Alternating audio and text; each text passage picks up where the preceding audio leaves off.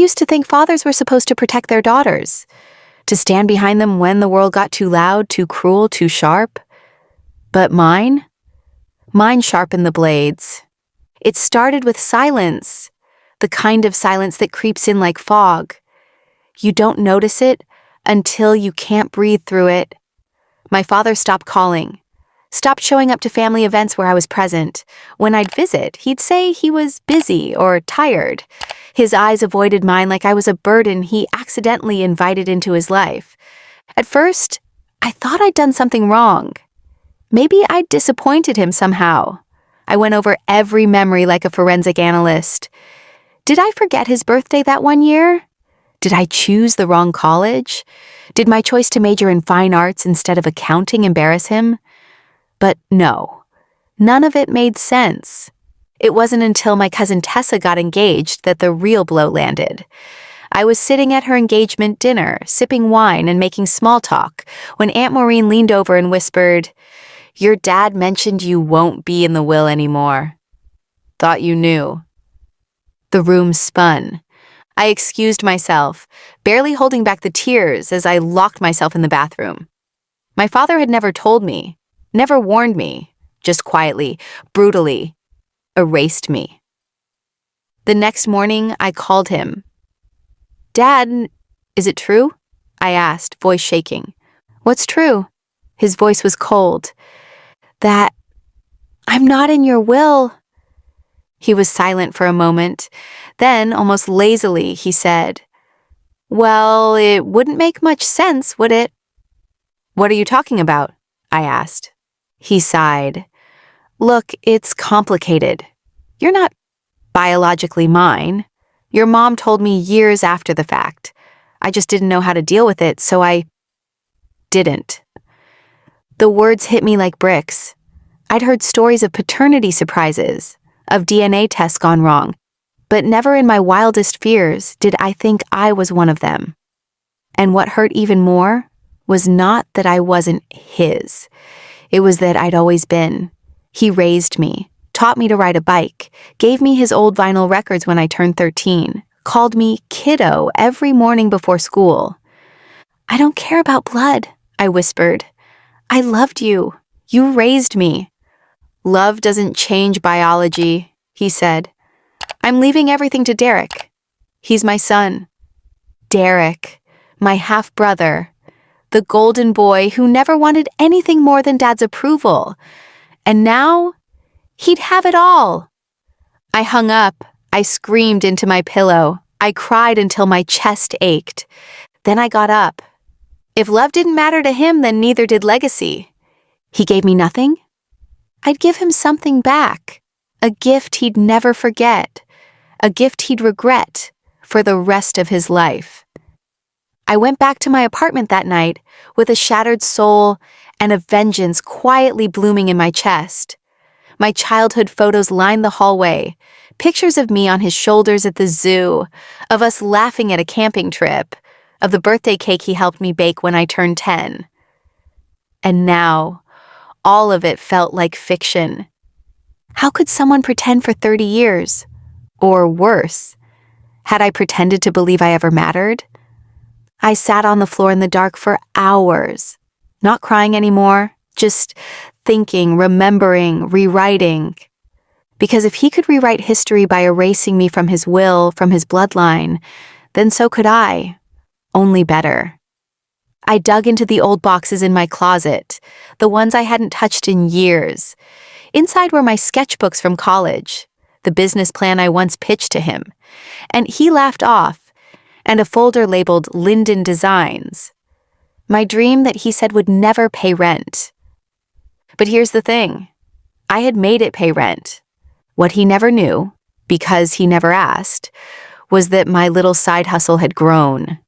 I'd started my own branding agency 2 years ago, quietly, remotely, under the radar. And thanks to a few viral client campaigns and high-profile referrals, Linden Designs was now worth mid-six figures, and climbing, while Derek was still posting gym selfies and waiting for inheritance. I opened my laptop, clicked through spreadsheets, and pulled up a new tab, How to Buy Property Anonymously. Because the first step of my plan wasn't revenge. It was liberation. I was going to take back everything they thought I didn't deserve. Not from their hands, but from mine. Built by me. Owned by me. No DNA required. And I'd start by purchasing something I knew my father valued above everything. The old family cabin on Willow Lake. The place he and Derek had hunted, fished, and drank beer for generations. I'd heard whispers it was going up for private sale. He didn't know I knew. But I did. I also knew the seller, Mr. Harland, the neighbor who always let us borrow his canoe when we were kids. I called him first thing the next morning. "Mr. Harland?" I said. "It's Ava." "Ava, haven't heard from you in years. How's that sketching thing going?" I smiled. "Pretty well, actually. I heard through the grapevine you were thinking of selling your lake property." A pause. "Well, yes, but your father expressed interest." "I'll double what he offered, and I'll pay in full. This week." Another pause. "Meet me Thursday at noon." And just like that, the blueprint for my revenge began to form. It wouldn't be loud, it wouldn't be cruel. It would be unforgettable. Thursday came draped in fog, and I arrived at the lake early, partly to breathe in the silence, partly to remind myself that this place wasn't just his. It had been mine too once. I used to catch frogs by the dock while Dad grilled burgers. He'd call me his lake girl. That same man now claimed I wasn't his at all. But I was done grieving. When Mr. Harlan pulled up in his truck, he gave me that same warm grin I remembered from childhood. We shook hands, sat at the kitchen table in his cabin, and by the end of an hour, paperwork signed, funds wired. The deed was mine. "You sure your father won't be upset?" he asked as he handed me the key. "Oh, I'm counting on it." Back in the city, I didn't announce my next moves. I quietly hired a local contractor to renovate the cabin. Nothing flashy, just modern enough to make it mine. I even had the tacky old fish plaques removed from the walls. I didn't want any reminders of their laughter echoing in those rooms. This was a place of reclamation now. Meanwhile, Derek was busy posting his new Rolex on Instagram with the caption, "Hard work pays off." Hard work? He hadn't worked a day in his life that didn't start with Dad's money. He didn't even know the cabin was sold. Not yet. But fate did me a favor. A month later, Derek messaged me out of nowhere. "Hey, any plans for Thanksgiving? Dad wants to host it at Willow Lake this year. Said it's tradition. Want to come?" I stared at the message. Tradition? My jaw clenched. I could almost hear Dad bragging already, lording his estate over the dinner table while acting like I never existed. Like I was some ghost who showed up for the leftovers. I replied simply, "Sure, I'll be there." I spent the next few weeks preparing, not just emotionally, but strategically. When Thanksgiving Day came, I pulled into the gravel driveway just after sunset. The trees were bare, their limbs clawing at the fading sky, and the renovated cabin gleamed softly under string lights I'd had installed. Ava's lights, Ava's locks, Ava's land, and they had no idea. Inside, I greeted Derek with a smile. He hugged me casually, not noticing the subtle changes. The polished floors, the new fireplace, the absence of Dad's taxidermy deer head. But Dad noticed. He walked in, laughing with a drink in hand, until he saw me seated at the head of the dining table. "Why are you in my chair?" he asked, not with rage but confusion, entitlement. I didn't move. I just sipped my wine. Mr. Harland arrived next. He entered through the back door to drop off a pie and casually said, "Ava, I left the extra set of keys on the porch. Beautiful job with the remodel." Dad paled. Derek blinked. What did he say?" I stood up, napkin in hand, and faced them all. "This isn't your cabin anymore," I said, calm as ever. "I bought it a month ago. It's mine now. I thought it would be poetic to serve your last family Thanksgiving here." "You're joking," Dad stammered. "That cabin's been in our family." "It's been in my memories too," I interrupted. But you gave those up the moment you cut me out of your will and out of your heart. The silence was perfect. I didn't yell. I didn't gloat. I just let the weight of their loss settle into their bones the way their rejection had settled into mine. Now, I added with a sharp smile, you're welcome to stay for dinner as my guest, or you can leave like you left me. For a moment, no one moved. You could hear the old clock ticking on the wall like it was marking down the seconds of my father's pride evaporating into the air. You can't be serious, Derek muttered, eyes scanning the space like the walls might confirm this wasn't real. Dad said he was buying it. He told me we were spending Christmas here too. Well, I said softly, you'll need to find a different fireplace for your matching stockings. This one belongs to the daughter your father disowned. Dad's face turned beet red, and for once, it wasn't because of his bourbon. You've gone too far, Ava. You think buying this place makes you something? No, I said, stepping closer, my voice lower. What made me something was realizing I didn't need your name, your approval, or your blood. I made myself. You're being petty. And you were being cruel. He opened his mouth to speak again, but I cut him off. You said love doesn't change biology, so let's flip that. Biology doesn't earn forgiveness.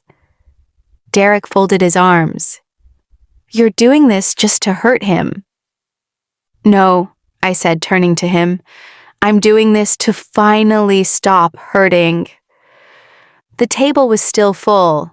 Turkey, wine, mashed potatoes. But no one was hungry anymore. My father slowly sank into a chair, his eyes not meeting mine. It wasn't embarrassment. It was realization. For once, he wasn't the one with the power. I pulled out an envelope and slid it across the table toward him. Here. He looked at it like it might explode. What's this? An invitation, I said. To the grand opening of my second office. Linden Designs is expanding, downtown, corner of King and Willow. You know, that space you said I'd never afford. He didn't open it. He didn't need to. The words on the gold embossed card inside read, To the man who gave me nothing. I built everything. My mother sat in stunned silence, unsure whether to defend him or disappear into her wine glass. She'd always played neutral, which only meant she always stayed silent when it mattered most. I think I'll take my pie to go, she said eventually. Smart woman. As she gathered her coat, I turned back to my father one last time. I hope you enjoy the rest of your holidays, and I hope when you look around next time, you notice what's missing. I grabbed my coat, walked past Derek, and opened the door. The cold air kissed my face like freedom. Behind me, I heard my father whisper. Not loudly, not confidently, just brokenly. She was always mine. But it was too late. The days that followed Thanksgiving were unusually quiet. No calls, no texts, no unexpected visits from my father or Derek. Not that I expected apologies. Apologies require accountability. And in my family, accountability was treated like a contagious disease. Everyone ran from it. But something inside me had shifted. For the first time in my life, I didn't feel like the discarded daughter trying to earn love. I felt like a woman finally standing on her own foundation. And I wanted to do more with that feeling. Not just sit in victory, but build something with it. So I did. I went back to my files, pulled out a document I hadn't opened in over a year, the early draft of a scholarship fund I once dreamed of creating. It was called the Ava Foundation, named not for vanity, but for redemption. For every girl like me, who had to learn the hard way that being unwanted by your own blood doesn't mean you're unworthy of the world. Within 2 weeks, I finalized the paperwork, wired the seed funds, and partnered with a local nonprofit that helps young women of color break into design, branding, and media. I didn't just want to be successful. I wanted to open doors my father tried to nail shut. The press caught wind of the launch, and a local business magazine reached out for an interview. I agreed, thinking it would be a quiet feature. But what came out was a full cover story. From Cutout to Queen, how Ava Linden built an empire without a father's name. I was proud. But pride, I learned, can be a double-edged sword, because it also invites attention. A week later, I got a knock on my office door. Derek.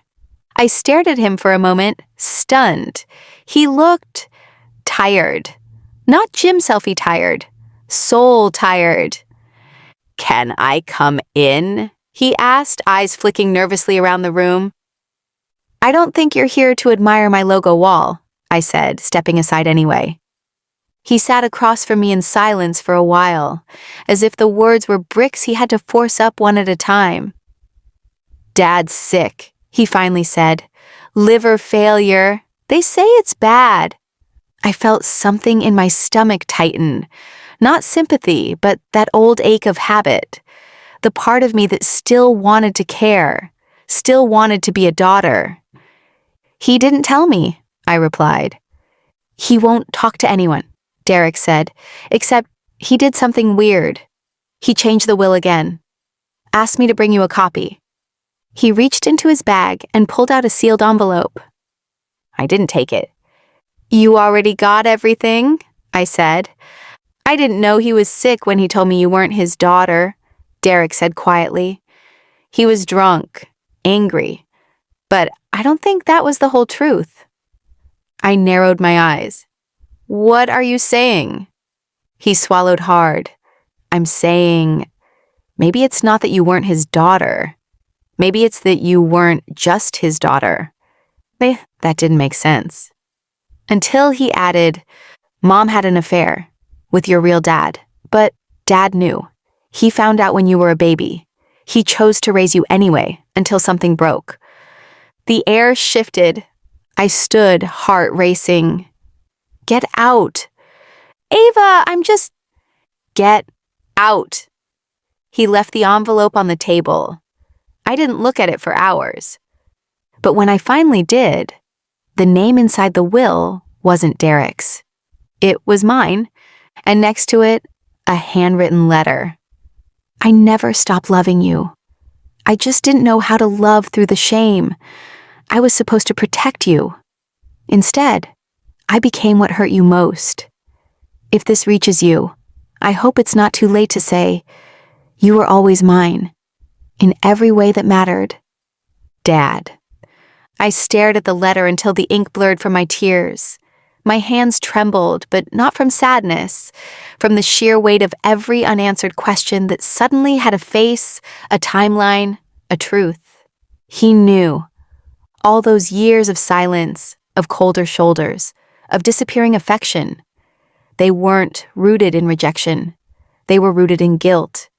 Misplaced, mismanaged guilt. And I had carried it like it was mine. I folded the letter carefully and placed it in my drawer, somewhere between closure and chaos. Part of me wanted to run to the hospital and demand answers. Part of me wanted to never see him again. Instead, I went home and stared at my reflection in the hallway mirror. I wasn't just his daughter, or not. I was the daughter of a broken man who couldn't separate love from shame. But I could, and I would. The next morning, I drove to the hospital. Not with forgiveness, but with clarity. At the ICU doors, the nurse looked up and asked, "Family?" I paused, then nodded. "Yes." He looked smaller in the bed than I remembered, as if the disease had stolen not just his strength but his armor, the version of him that barked orders and declared bloodlines like they were trophies. I stood at the foot of the bed, silent. He turned his head, eyes bleary. "Ava." His voice was paper thin. I didn't answer. He reached for my hand, but I didn't move. I wanted to hear it. All of it. Not the edited version. Not the soft apology dressed in excuses. "I was afraid you'd hate me," he whispered. "So, I made it easier for you to leave." I bit my lip, hard. "You didn't make it easier. You made it devastating." "I know," he said, a tear sliding down his cheek. "And still, you became something I never could. Brave, honest, bigger than shame." I took a breath so deep, it almost cracked my ribs. "You may have cut me out of your life," I said, "but I built one anyway. And now, I'm going to live it." He closed his eyes, exhausted. "I just wanted you to know. You were never a mistake." I turned to leave. "I wasn't a mistake," I said at the door. "But I was a miracle. One you didn't recognize in time." And with that, I walked away. Not from him, but toward the version of myself I had waited a lifetime to meet. The days after that hospital visit felt quieter, but not empty. They were filled with a kind of stillness that comes after a storm has passed. Wreckage all around, yes, but also sunlight filtering through cracked ceilings. I didn't go back. I didn't call to check in. It wasn't cruelty, it was boundary. I had spent so many years orbiting my father's emotional gravity that stepping out of it finally felt like breathing clean air. But fate has a way of spinning back around when we least expect it. A few weeks later, I received a call from the family lawyer, the same smug man who once told me, over dry cookies and cold coffee, that I wasn't listed in my father's previous will. Now, his tone was different. "There's been a change," he said. He didn't elaborate on the phone, but I agreed to meet him. The office hadn't changed, still smelled like dust and mahogany, still had that creepy oil painting of a judge on the wall, like it was silently scolding everyone who walked in. But something in the room had changed. Power. Mine. He slid a document across the desk. It was the final will. My name was there. Not buried, not conditional, but bold, clear, and singular.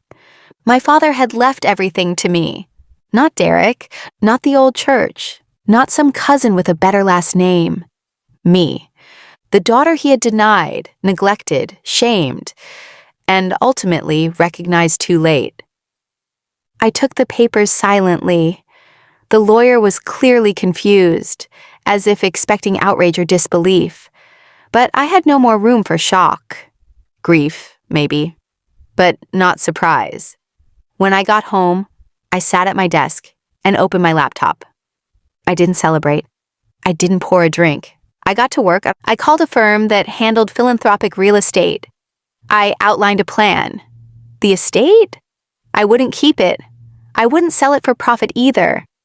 I'd convert it into something no one could ignore. The Linden House for Resilient Girls, a place for those who'd been told they weren't worthy, weren't real daughters, weren't good enough. A home for the brokenhearted to become whole. I used every dollar my father left me to rebuild what he never could. Love that didn't need conditions. Loyalty that wasn't bought with silence. When I unveiled it to the public, the press called it a poetic act of redemption. But to me, it wasn't redemption. It was justice. And just before the opening ceremony, Derek showed up. Not in a suit. In shame. He stood outside the iron gates as I walked the grounds with a group of young women, all of them survivors of some kind. "I thought you'd take it for yourself," he said softly. "I did," I replied, "just not in the way you expected." He looked at the carved letters above the door and nodded. "Dad would have hated this," he muttered. I smiled. "Then it's perfect." As the crowd gathered behind me for the ribbon-cutting ceremony, I looked around at the girls standing nearby. Some barely teenagers, some older, all wearing hope-like fragile armor. One of them, a girl named Lena, had a bandage across her arm and a sketch pad clutched tightly to her chest. "Are you the one who made this happen?" she asked quietly. I knelt beside her. "No," I said. "We made this happen. Every girl who was ever told she didn't belong, she helped build these walls." Lena nodded, her lips quivering. I stood and looked back at the gates, where Derek was still lingering. I didn't invite him in. Some doors don't reopen, not even for family. Instead, I turned toward the press. Cameras flashed, questions flew. "Ms. Linden, what inspired you to create this?" I leaned toward the mic, calm and certain. "My father told me once that blood was the only thing that made someone family," I said. "But blood doesn't build homes. Love does. And this house? It was built by every ounce of love he failed to show me." Gasps rippled across the reporters, but I wasn't finished. I was erased from a will because I wasn't his. Today, I rewrite the will, not with legal ink, but with legacy. I nodded to the staff behind me, who cut the ribbon. Applause roared, the girls cheered, and I swear I felt something shift in the air, like all the ghosts of my childhood pain had finally been laid to rest. Later that evening, after the crowd had left, I stood alone in what used to be my father's library. The bookshelves were still there, but now filled with journals donated by girls who needed safe places to write their truth. His leather chair had been removed, replaced by a circle of soft bean bags and warm blankets. No thrones, no kings, just comfort. A voice behind me interrupted my thoughts. "You turned grief into purpose," the program director said. "That's rare." I nodded. "Pain doesn't disappear, but you can repurpose it." She smiled and handed me a photo someone had left on the front desk. It was old, faded, but I recognized it instantly. Me, maybe 4 years old, sitting on my dad's lap. He was smiling, and so was I. I ran my thumb across the image, then tucked it into a frame and placed it on a shelf near the exit. I didn't need to carry it anymore. But I also didn't need to burn it. Closure isn't erasing the past. It's choosing what you bring into your future. The Linden house had been open for 3 months when the first real storm hit. Not a weather storm, but a media one. It started with an email. An anonymous tip sent to my foundation's inbox, flagged by my assistant as potentially sensitive. At first, I thought it was spam. Then I saw the subject line, "You don't know what your father was hiding." The email contained no words, just a PDF attachment labeled simply, "Linden Trust Accounts." I hesitated. I had moved on. Or at least I thought I had. But curiosity has claws, and my hands moved before I could stop them. What I found nearly knocked the air out of me.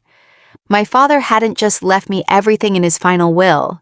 He had created a secret offshore trust under my name, nearly 15 years ago, while he was still claiming I wasn't his daughter, while he was publicly praising Derek, while I was struggling to make rent.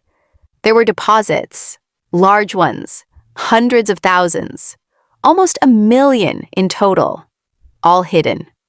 Why? Why would a man who disowned me quietly funnel money into a trust I didn't know existed? The lawyer hadn't mentioned this. Neither had Derek. The signature on the account paperwork was unmistakably my father's. There were also scanned letters, drafts of unsent notes to me, most filled with ramblings, some angry, others strangely poetic. One stood out, "You were always mine, Ava. The world told me to choose between loyalty and truth. I chose cowardice. But this trust, it's my apology buried in numbers because I couldn't bear to speak them out loud." I leaned back in my chair, stunned. It wasn't just guilt, it was love. Complicated, broken, shame-stained love. But love, nonetheless. And then came the second shock. A week later, a woman knocked on my office door. Tall, composed, mid-50s, wearing a red coat that seemed out of place in the spring sun. "Can I help you?" I asked. She smiled faintly. "You don't know me, but I knew your real father. He was my brother." The room spun. "I'm sorry," I stammered. "What?" She handed me a photo. It was of a younger man, smiling, arms around a baby. The baby was me. "He loved you deeply," she said, "but your mother made a deal. She wanted a certain kind of life, and your dad, your legal one, could offer that. My brother was heartbroken, but he watched from afar, even paid for your private school without anyone knowing." I felt like the floor had vanished beneath my feet. Everything I thought I knew about abandonment, love, betrayal, it was suddenly blurred. "Why are you here now?" I asked. "Because he passed away last year," she said, her voice cracking. "And in his will, he wrote one request. Tell Ava she was never unwanted, not by me." I didn't cry. I didn't scream. I just sat there. The truth had fractured again in yet another shape I hadn't prepared for. But this time, instead of feeling shattered, I felt whole. Because the girl they all tried to erase, she was remembered, she was wanted, and she was finally, irrevocably, seen. I held the photo for a long time after the woman left. My fingertips traced the edges like they could unlock some lost memory, some forgotten warmth from a man I never got to know. His smile, it wasn't staged. It wasn't the kind you fake for family portraits. It was real, raw, proud. I placed it on my desk next to the one of my father, the man who raised me, lied to me, loved me in his twisted way. Two men, two truths. Both shaped the woman I had become. That night, I walked through the halls of Linden House with a different heart. Every girl I passed reminded me that family isn't forged in blood or shaped by secrets. It's chosen, every day, in the way we show up for each other. In the quiet of the evening, I slipped into the art room and found Lena again. She was alone, painting a swirling canvas of reds and golds. I sat beside her without speaking. After a few minutes, she asked, "Is it okay to forgive someone who hurt you if they didn't know they were hurting you?" I looked at her, startled. "That's a wise question." She shrugged. "I think about it a lot." I nodded slowly. "Sometimes the apology never comes, but you forgive for yourself, not for them." Lena paused, then smiled. "That's what I thought." When I left, I glanced over my shoulder one last time. On her canvas now, in the corner, was a small house, with golden light pouring out of every window, a safe place, a new legacy. Later, I opened the drawer in my desk, pulled out both wills, the old one that erased me, and the new one that tried to make it right. I burned the old one, not out of anger, but because it no longer held power. The ashes curled upward like dead words finally set free. And then I did something that shocked even me. I called Derek. He picked up after the second ring. "Ava?" "I know about the trust," I said. "And I know about the offshore account. Don't pretend you didn't." There was silence on the other end. Then he sighed. "I didn't take anything, I swear." "I'm not calling to accuse you," I said. "I'm calling to offer you a choice." "What kind of choice?" "You can either stay outside this story forever, watching it from the gate like a ghost, or you can come help build something with meaning. Something Dad never could." More silence. Then, "You'd let me help?" I closed my eyes. "Only if you're ready to tell the truth." Derek arrived the following week, standing awkwardly at the front gates of Linden House, like a child visiting a classroom he'd once bullied.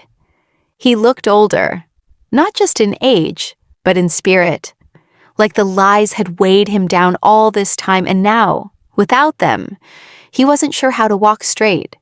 He wore the same navy coat our father had gifted him the Christmas I wasn't invited. I remembered that year too well, the way our father had laughed at Derek's promotion, toasted him, while I was eating takeout in my apartment alone. The memory didn't sting anymore, but it wasn't forgotten either. I didn't know about the trust until after Dad died, Derek said as I walked him inside. I believe you, I replied, but you did know about the will. He looked away.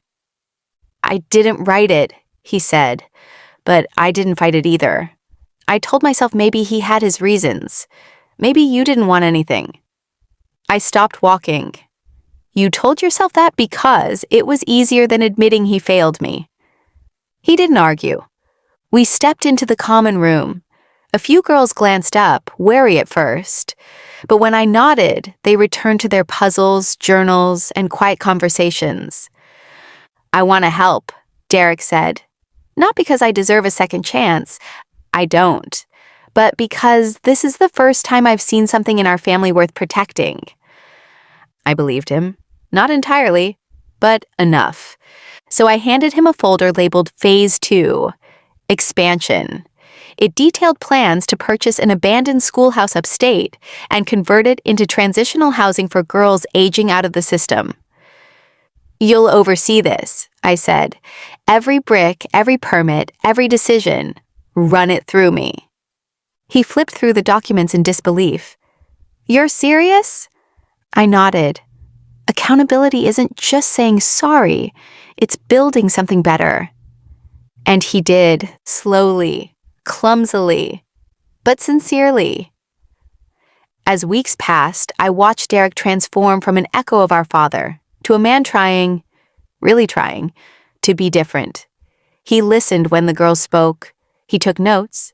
He showed up early, stayed late. Then one day, while I was organizing the reading room, he handed me a letter. From Dad, he said. I stared at the envelope. It was handwritten, my name in thick pen strokes. I didn't open it immediately. I waited until the house was quiet, the halls dimly lit by night lamps, and I sat by the window our father had once boarded shut. The letter wasn't long. Ava, I was wrong about everything. I tried to build legacy through control, silence, and power. You built it through compassion. I thought I was the father, but you became the foundation. I'm sorry I didn't see it in time. Richard? I folded it slowly and tucked it into the back of my journal.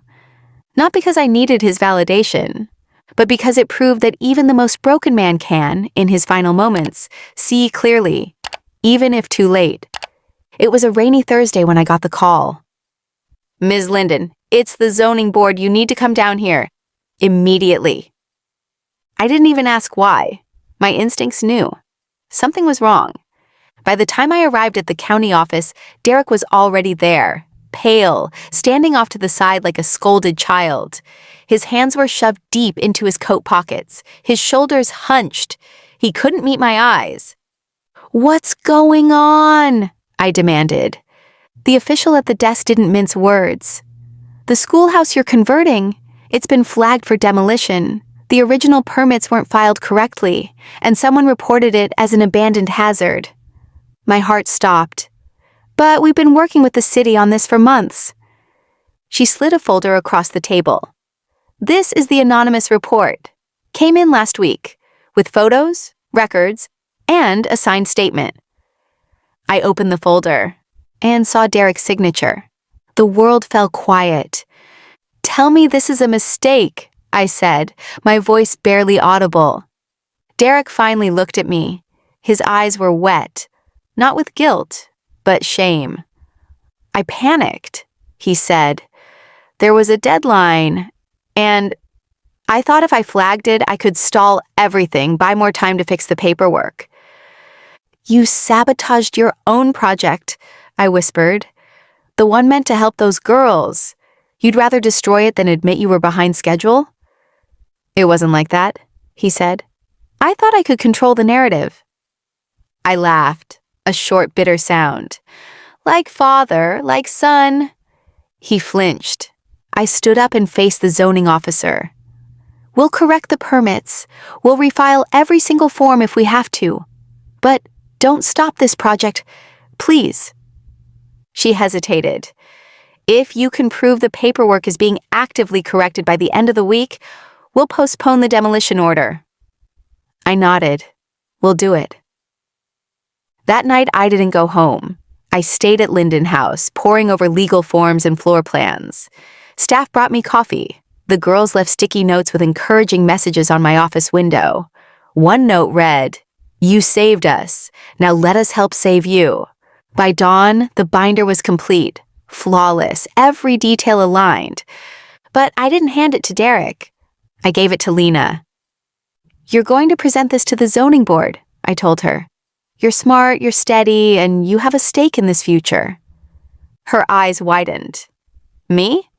"Yes, they need to see the faces this project is for, not just the founders." When she stood before the board 2 days later, her voice didn't shake. She told her story. She told our story. The demolition was canceled. And Derek? He left.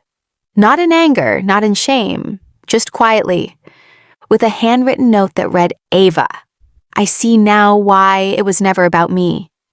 You don't just build buildings, you build people, and I broke what you trusted me with. I'm sorry.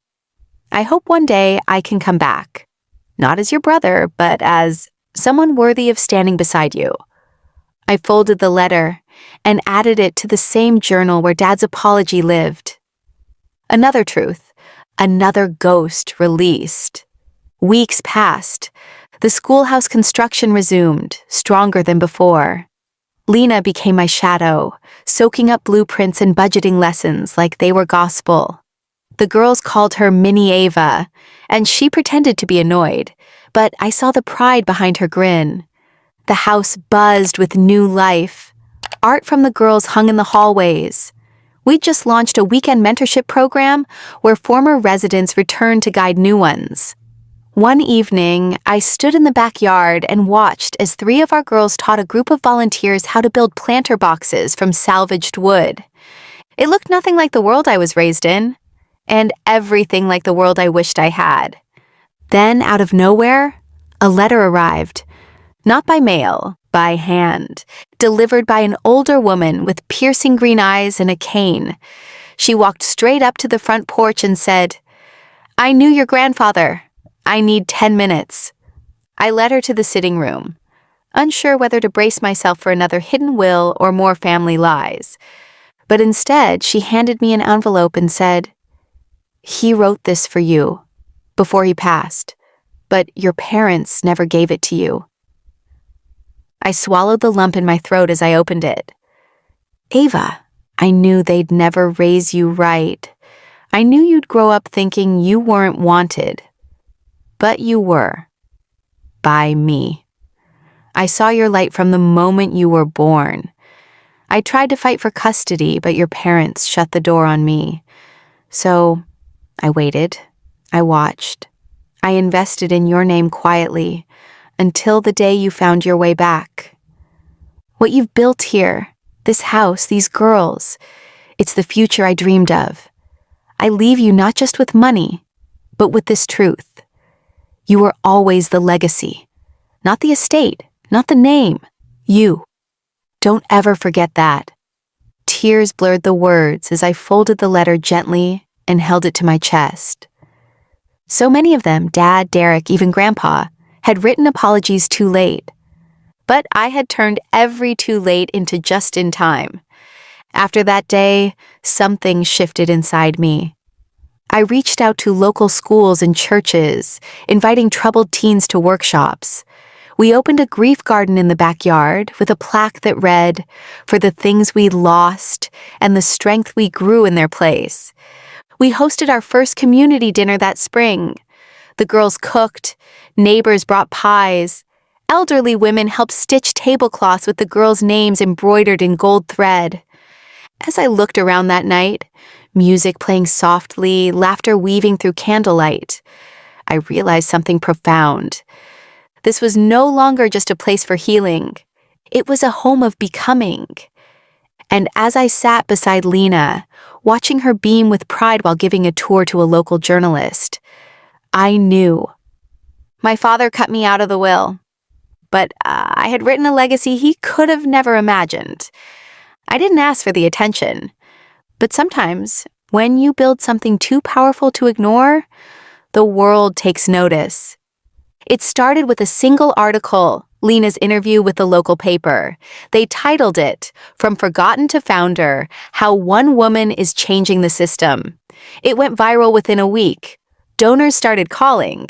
So did national nonprofits, reporters, foundations. Even a senator's office reached out about funding future projects. But not everyone was thrilled. The press brought my parents out of the shadows like moths to flame. I hadn't spoken to them since Dad's death and the fallout that followed. But now, with my name on magazine covers and Ava Linden being hailed as the next face of youth reform, they suddenly remembered their daughter. They showed up uninvited. A Sunday afternoon, unannounced. I heard the knock, opened the door, and there they were. My mother in her pearls. My stepfather with a fake grin and eyes already scanning the porch for cameras. "Sweetheart," she said, "we just wanted to see you." I didn't move. "You haven't called me sweetheart since I was 17. My stepfather cleared his throat. "We saw the article, very impressive. The schoolhouse, the foundation, you've built something extraordinary." I crossed my arms. "Is that why you're here? Or is it the 7-figure grant I just received from the Children's Trust?" They both flinched, as if their masks slipped for just a second. "Look," my mother said, her voice wobbling, "we made mistakes. We didn't know how to raise a daughter like you, but we're family. And families reconcile." I stepped onto the porch, pulling the door behind me. "Family doesn't abandon a child when they learn she's not blood," I said. "Family doesn't cut her out of the will. Family doesn't show up only after the checks start clearing." "We didn't know how to handle things," she murmured. "No," I said, voice hardening. "You just didn't want to handle me." There was silence. Then, from behind me, Lena stepped out onto the porch. She looked my parents straight in the eyes and said, "If Ava hadn't built this house, I'd still be sleeping in a shelter. She didn't need your blood to be my mother." My mother's jaw tensed. My stepfather looked away. I turned to Lena and smiled. "Why don't you go tell the chef we'll have one more tray of lemon tarts? The mayor's wife is gluten-free." Lena beamed and disappeared back inside. I looked at my parents one last time. "If you came for money, I suggest you leave before the board meeting starts. If you came for guilt, I don't carry it anymore." My mother's eyes shimmered. "So this is it?" I nodded. "This is the ending you wrote. I just rewrote the legacy." I closed the door slowly, locking it behind me. Not with malice, but with clarity. They had erased me from the will, but I had inherited something far greater, a purpose no one could steal. Months later, I stood alone in the garden at dusk, watching the wind move gently through the tall sunflowers we planted that spring. The house behind me glowed with soft light, laughter echoing through open windows, the sound of healing in motion. A letter rested in my pocket. It was from Lena. She'd been accepted into an Ivy League school on a full scholarship. In her words, "I'll take your story with me, Ava, and write my own too." I smiled. No plaques bore my father's name, no wing dedicated to the family who tried to erase me. And yet, my name had bloomed in 100 small ways, in diaries, dreams, and futures that were once written off. I didn't need revenge. I had planted something deeper, and it would grow forever.